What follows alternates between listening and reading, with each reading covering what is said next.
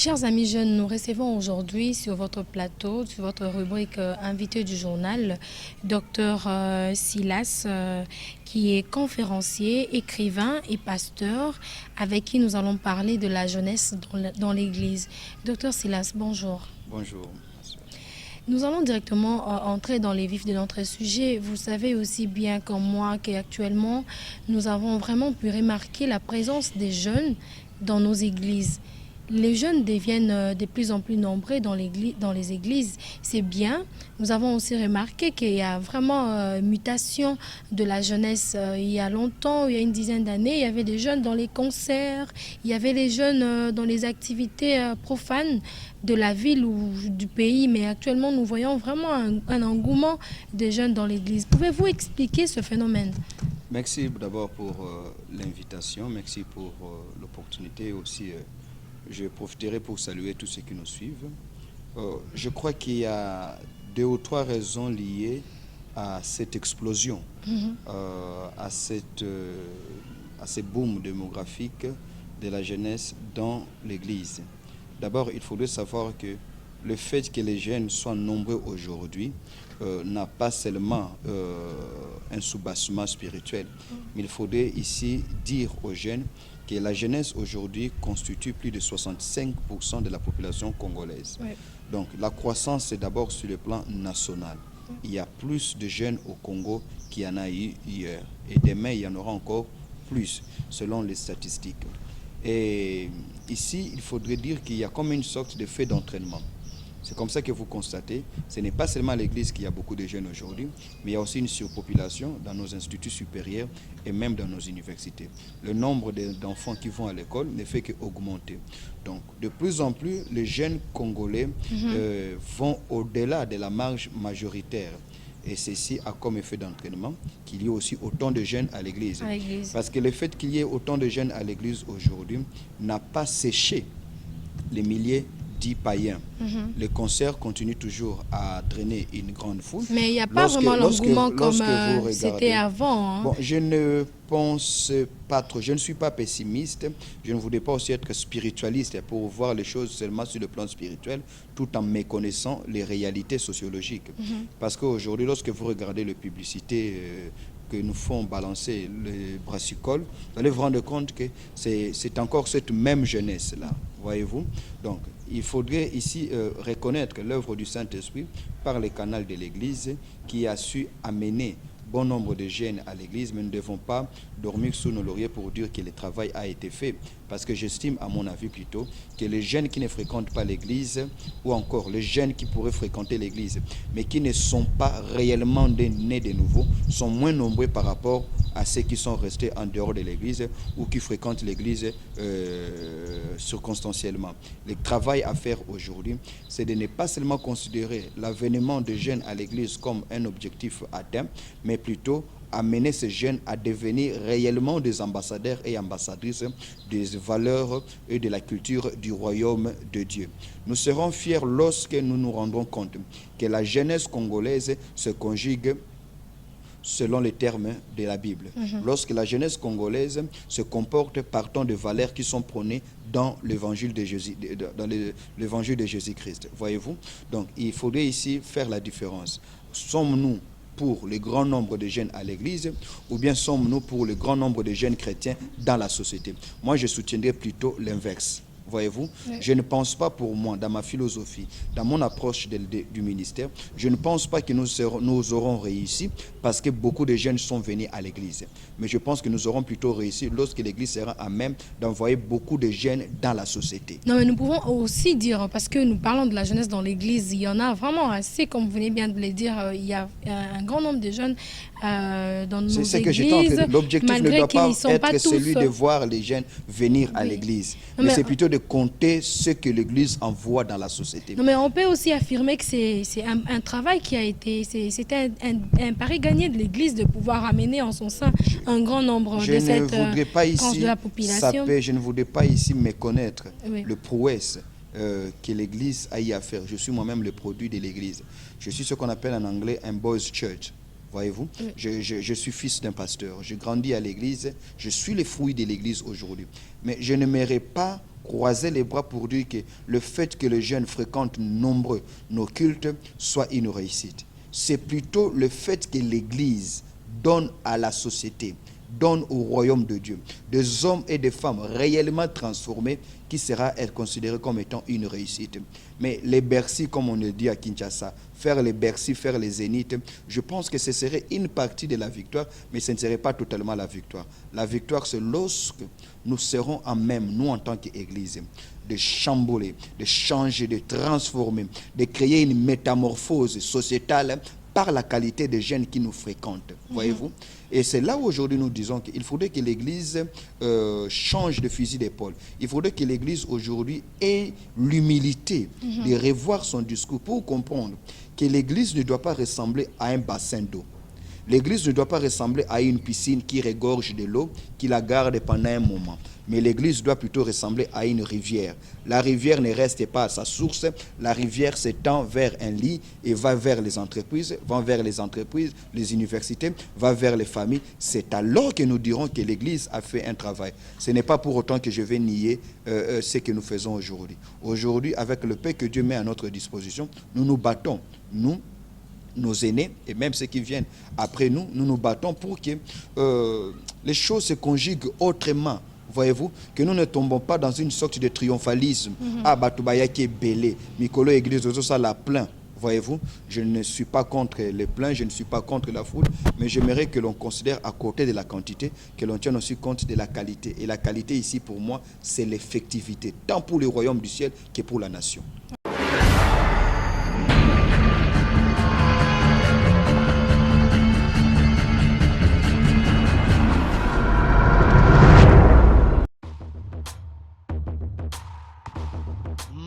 masolo vraiment solo yango ye na kati ya kini balui pona bakinois résidence kifwani yango yo na kati ya kini na kati ya mbindi ya pigeon balobi pona ba chambre deluxe na ba chambre ya bien ba chambre propre hôtel deluxe yango na kati ya kini na kati ya mbindi ya pigeon. Tozali awa na résidence Kiamfwana. Ils sont situés dans la commune de Ngalema, dans le quartier Binza Pigeon, sur l'avenue Congo Yassika, numéro 22. Alors là, nous vous offrons des beaux appartements pour notre séjour dans le quartier Kin. L'air bozo y a Kin, dans séjour dans les vacances. Tout bosengeli dans le logement ya kitoko yango tozo ko tia na disposition na bino appartement mibale au bozo pour visiter au pe mona ezali donc appartement moko ya niveau moko très somptueux eza de la qualité moko bien et puis très propre. Je crois que mona ba image intina tia commentaire mingi mona ba image tozo ko répéter adresse na biso ezali bongo na avenue Congo ya Sika numéro 22 quartier Binza Pigeon commune Ngalema. Numéro ya téléphone abiso ezali 082 42 00 716. Pour na batu bazali na poto broko benga monsieur Kiamfwana na numéro plus 33 62 87 23 782. Voilà.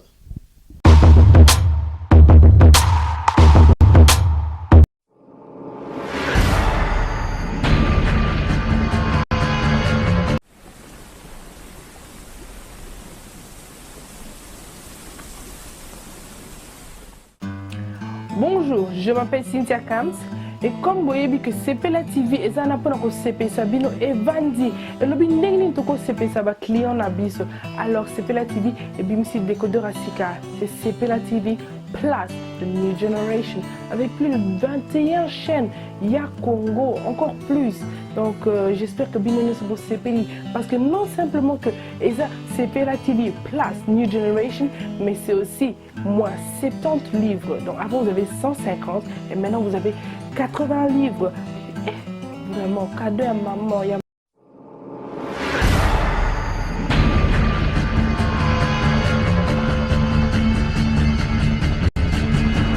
Balobi bana poto bana monde entier. Babi mikolo ka babi bazolo barake. Ti solol on te solol. Ti solol pas on te solol pas. Donc pour ba solol on a kata sino rdcongo.fr.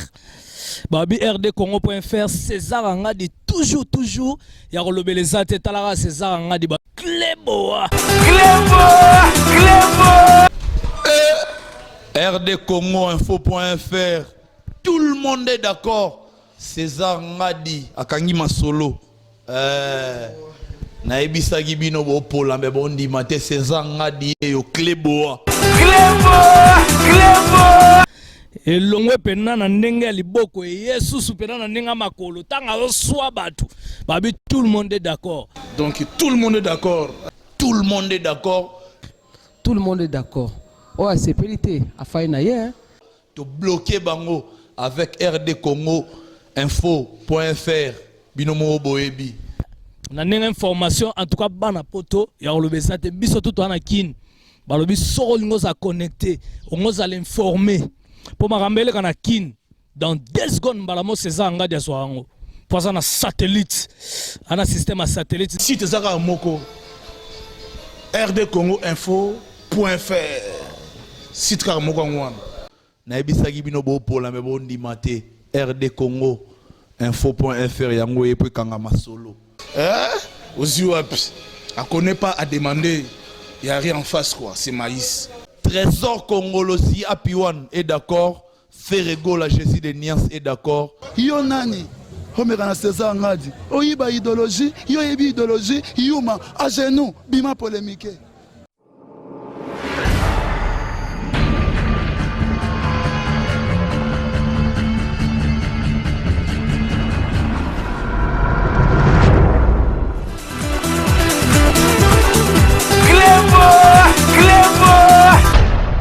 Mais docteur Silas, les jeunes sont dans l'église. Qu'est-ce qu'ils font à l'église? S'ils arrivent à l'église, ça veut dire qu'ils ont été attirés par quelque chose.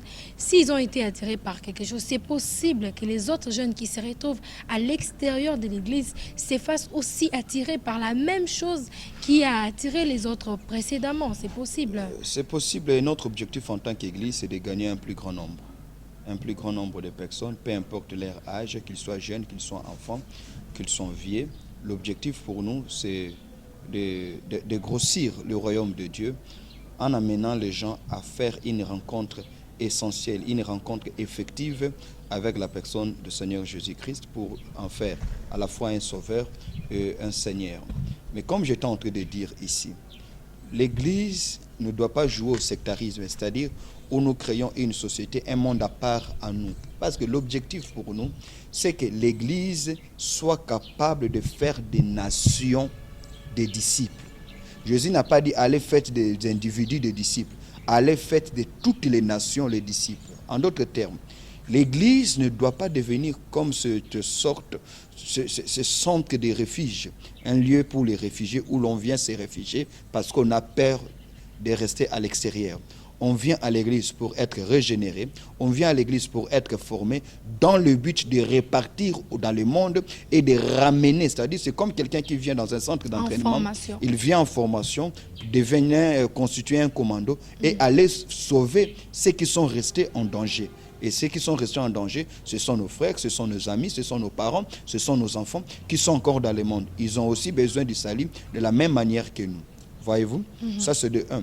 Et de 2, à part la mission salvatrice, à part cette mission missionnaire qui permettait la tautologie, qui consiste à faire des individus et des nations les disciples de Jésus, l'Église doit aussi, surtout dans le contexte qui est le nôtre, le contexte congolais, l'effectivité de l'Église ne sera pas évaluée seulement par le nombre de cantiques que nous chantons, par les pas de danse que nous exhibons dans nos cultes ou encore par le nombre de versets que le prêcheur va donner du haut de la chair, mais aussi par notre capacité à christianiser notre société, par notre capacité à royaumiser notre société congolaise. C'est-à-dire que nous soyons capables de faire à ce que le passage de la Bible, les prescriptions bibliques deviennent des valeurs culturelles pour la nation. En ce moment-là, nous aurons fait d'une pierre deux coups. Nous allons sauver à la fois les individus, mais aussi nous allons sauver la nation dans laquelle vivent ces individus. Mais quand vous parlez de nous, vous faites allusion, nous en tant qu'Église,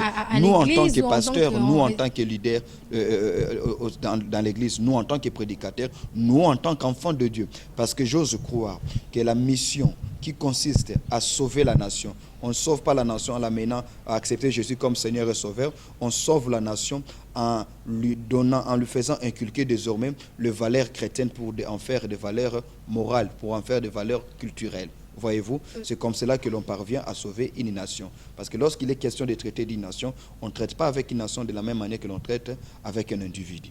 Voyez-vous? Oui. Donc, si l'Église parvenait à faire cela, eh bien, le Congo sera réellement sauvé en tant que nation. Donc, pour cela, il faudrait aujourd'hui armer.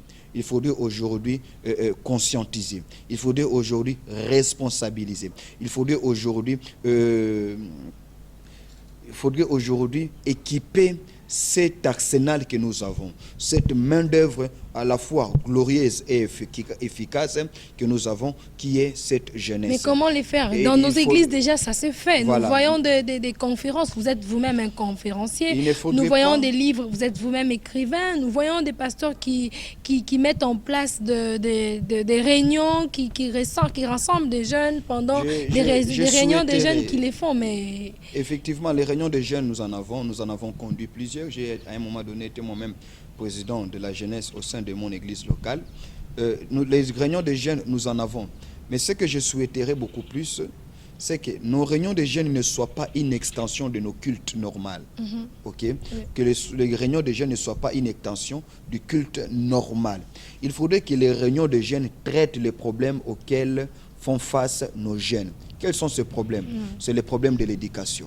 Quels sont ces problèmes? C'est le problème de l'emploi. Quels sont ces problèmes? C'est le problème de la sexualité. Quels sont ces problèmes? C'est le problème aujourd'hui du mythe. Mais il y a des problèmes qui sont tabous à l'Église, comme le problème de la sexualité, la santé de la reproduction, qu'on ne peut pas parler à l'Église. Des problèmes, par exemple, de VIH-Sida, la protection au VIH-Sida que l'Église actuellement n'admet pas encore jusque-là. L'Église ne doit pas être une couveuse pour les problèmes. L'Église doit être un centre où l'on guérit les problèmes et non pas un dépotoir où l'on vient emmagasiner des problèmes que la société n'a pas voulu résoudre. Bon, à l'Église, on vient en garder. Et à un moment donné, il faudrait que l'Église accepte, à une certaine période de son histoire, d'assumer une sorte d'alternative lorsque la société ne veut pas répondre de ses responsabilités face à un fléau, face à une situation. l'Église pourrait aussi s'assumer. Vous savez, pendant le Moyen-Âge, lorsque la polio a commencé à faire ravage au niveau de l'Europe occidentale, l'Église s'est divisée en deux. Il y a de ceux qui pensaient que la seule façon pour mettre fin à ces fléaux, à la peste plutôt, pour mettre fin à la peste, il fallait aller en retraite, il fallait aller en prière. Il y a une partie des gens qui sont allés en prière pour demander à ce que Dieu puisse éradiquer la peste. Mais il y a aussi une autre partie de l'Église protestante à l'époque qui a estimé qu'il y avait aussi possibilité que les intelligences qui composent les églises se mettent aussi à réfléchir sur cette question. Et c'est ainsi qu'on est parvenu à trouver un vaccin. Voyez-vous, à trouver un vaccin. Donc, l'Église doit parvenir, ma sœur Mimi, à un moment donné, à jouer le rôle qui est le sien. Quel est ce rôle? Celui d'être la lumière du monde. L'Église n'est pas la lumière de l'Église. L'Église est la lumière du monde et le sel de la terre. L'Église n'est pas le sel du ciel. L'Église est le sel de la terre. Donc, en d'autres termes, il faudrait que l'Église parvienne à un moment donné de jouer l'alternative, d'être ces partenaires qui viennent au secours de la société, parce que l'Église ne cesse pas d'être partie prenante ou membre effectif de la société. Voyez-vous. Donc, par la qualité des thématiques que nous exploitons dans les réunions des jeunes, voyez-vous, je ne vois pas pourquoi je vais venir prêcher la foi aux jeunes les samedis, alors que le dimanche, le pasteur pour l'Église tout entière va parler de la foi. Je ne vois pas pourquoi je vais parler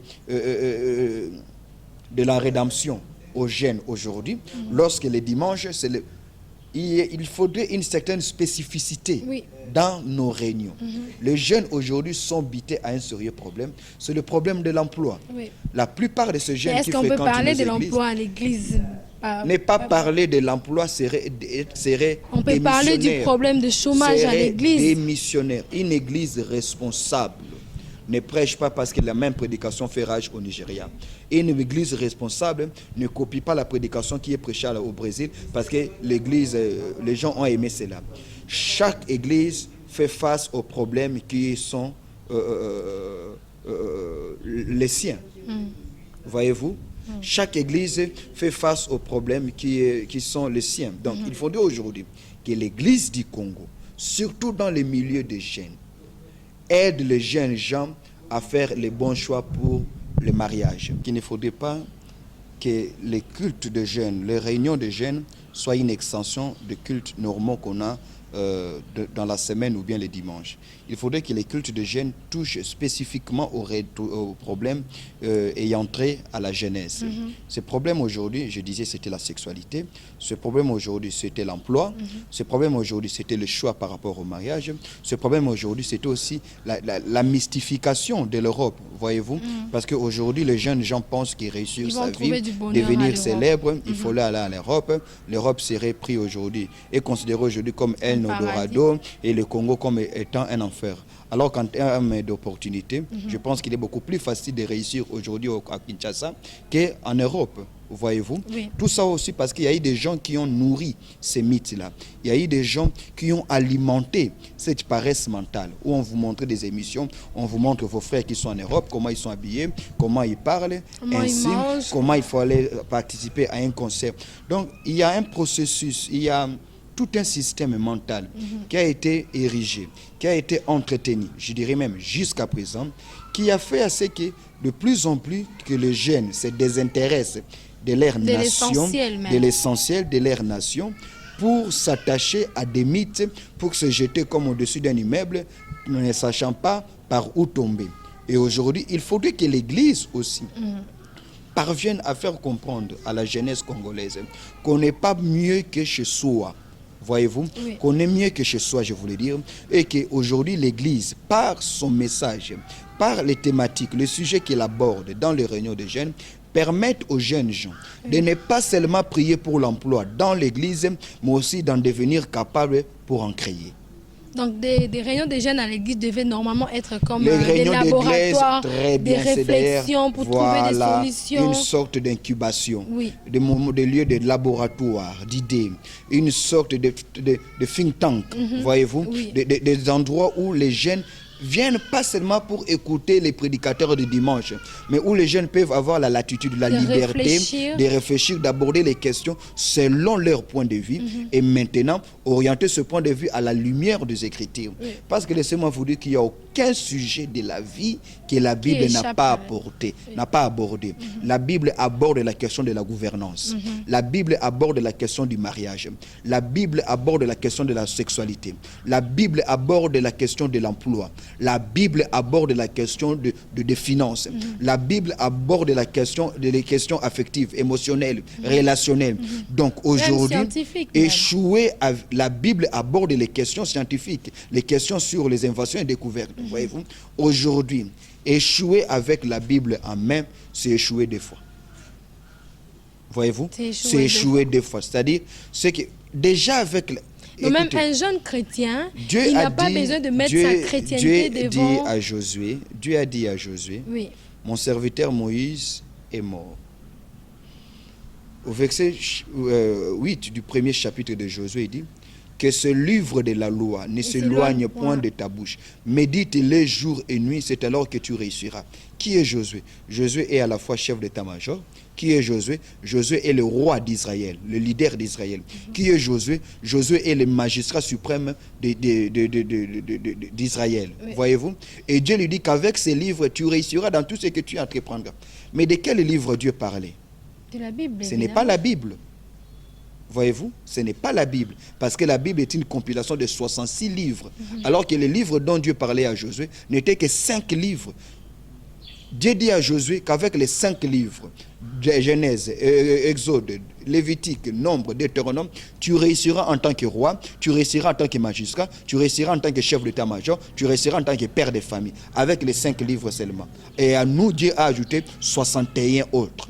Si Dieu pouvait garantir à Josué la réussite avec 5 livres, à combien plus forte raison nous, aux autres, qui avons pas seulement les 5 livres, nous avons les 5 livres qui garantissaient le succès à Josué, plus les 61 livres que Dieu nous ajoute pour former une Bible. Donc voilà pourquoi je disais, en tant que nation aujourd'hui, en tant que société, en tant qu'individu, échouer avec la Bible, se faire preuve d'un choix délibéré pour échouer. Oui, mais docteur Silas, nous sommes pratiquement à la fin. Les jeunes se retrouvent à l'église. Il y a encore des jeunes qui sont en dehors de l'église. On a besoin qu'ils viennent à l'église. On a besoin qu'ils croient en Dieu. On a besoin qu'ils servent Dieu. Mais vous aussi, en tant que leader des jeunes, en tant que leader d'opinion, en tant que scientifique aussi, je peux le dire comme ça, en tant qu'enseignant, mais qu'est-ce que vous faites pour cette jeunesse-là, pour pouvoir les ramener un peu sous les rails? Je ne voudrais pas parler de nous-mêmes. Je laisserai aux autres le soin d'apprécier ou de désapprécier ce que nous faisons. Mais élégance oblige, je pourrais quand même aussi vous dire que nous nous battons avec les maigres moyens que Dieu met à notre disposition. Nous nous battons pour servir des modèles, pour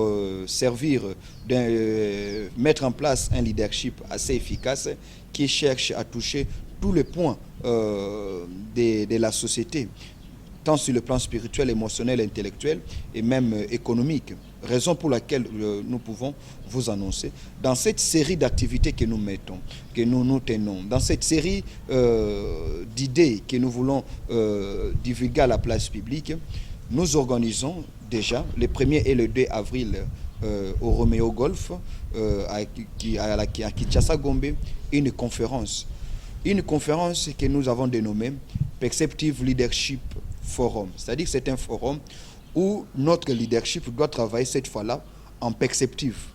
Voyez-vous? Et le thème pour cette conférence est penser le profil du chrétien congolais de 2030.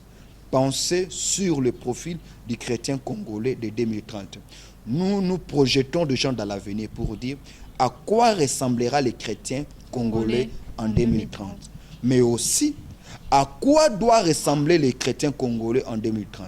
C'est-à-dire, selon les statistiques, selon nos projections, nous disons qu'à l'allure où vont les choses, avec ce que nous avons comme mentalité, ce que nous avons nourri comme habitude, voilà, avec ce qui est notre environnement aujourd'hui, voilà ce que nous serons en 2030. Mais si nous ne sommes pas fiers de ce que nous serons en 2030, nous ne devons pas être victimes du futur. Nous voulons nous-mêmes créer ce futur-là. Comment créer ce futur? En tirant les leçons du passé, en maximisant les présents, et nous voulons dire, nous allons créer un Congolais chrétien de 2030. Comment? Cela n'est pas magique, voyez-vous. Cela n'est pas sorcellérique, cela ne relève pas de la magie. Cela relève seulement, comme la Bible disait, dans 1 Chronique chapitre 12, le verset 32-33, que David se fit aussi entourer des fils d'Issachar qui disaient au roi ce qu'Israël devait faire en quelle période. Voyez-vous? Parce que ce que nous sommes aujourd'hui, Mimi Zena, il faudrait le dire aujourd'hui, personne n'a pensé à ce que nous sommes aujourd'hui. Nous sommes devenus ce que nous sommes aujourd'hui par accident, par concours de circonstances, voyez-vous, comme par hasard comme ça. Et je ne pense pas qu'aujourd'hui, en plein 21e siècle, que nous continuons à nous comporter comme si nous étions au 17e ou au 15e siècle. De la même manière que nous projetons pour dire que l'année 2015 c'est l'année de ceci, nous disons, au lieu d'aller seulement à 12 mois, nous nous permettons d'aller à 15 ans pour dire voilà à quoi ressemblera les chrétiens congolais de 2015, de 2030 et à quoi doit ressembler, surtout que la nation tout entière parle de l'émergence du Congo en 2030. Mais laissez-moi vous dire, qui va être le moteur de cette émergence, qui va être l'artisan majeur, fondamental de cette émergence, si ce n'est pas les Congolais. Or, en 2030, le Congo avoisinera les 100 millions d'habitants.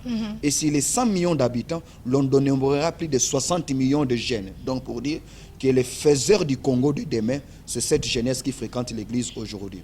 Et si nous ne voulons pas demain être mis sur les bancs des accusés par nos enfants, par nos petits-enfants, il faudrait que l'église devienne responsable, qu'elle cesse de jouer aux discussions stériles, aux débats vains, ou encore à une spiritualité démissionnaire qui voudrait que les gens aillent vite, vite au ciel parce que sur la terre, ils ont prouvé de quoi ils étaient incapables. Maître, docteur Silas, nous sommes pratiquement à la fin. C'était un plaisir pour nous de vous accueillir. Un mot pour les jeunes Un qui sont mot en pour train les de jeunes vous qui nous suivent. Les 1er et les 2 avril, si vous le permettez, Oui. au Romeo Golf, l'entrée est gratuite. Vous êtes jeunes, c'est vous qui êtes les faiseurs du Congo de demain. Ce n'est pas la communauté internationale. On doit cesser de laisser aux autres d'écrire l'histoire du Congo. Mais l'histoire s'écrit aussi en se projetant dans le futur, après avoir tiré les leçons du passé. L'entrée est gratuite le 1er et le 2 avril au Romeo Golf.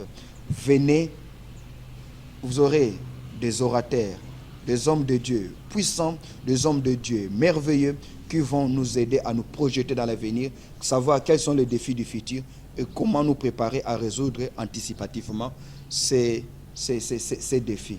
C'est ça aussi l'Église, c'est ça aussi l'évangile de Jésus-Christ. Merci, maître.